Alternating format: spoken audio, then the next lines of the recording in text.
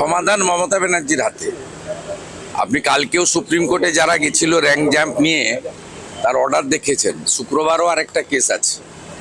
Stand তো খুব clear, যোগ্য অযোগ্য বাছাই করে তালিকা দিয়েই রিভিউতে গেলে কিছু হবে, জেনারেল রিভিউতে কিছু হবে না। প্রত্যেকবারই নানাভাবে সুপ্রিম কোর্ট বলছে যে অযোগ্য মানে অযোগ্য, পুরো বিষয়টা মমতা ব্যানার্জির হাতে। এবং কালকে পরশুদিন প্রাইমারি হিয়ারিং এ দেখেছেন এজি কি বলেছে।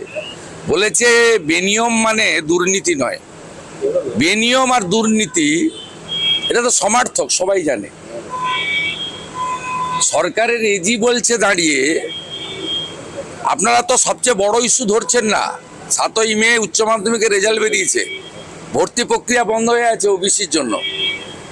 ডিএ, ওবিসি 26,000 আর আসছে প্রাইমারি, এই চারটাতেই পিসি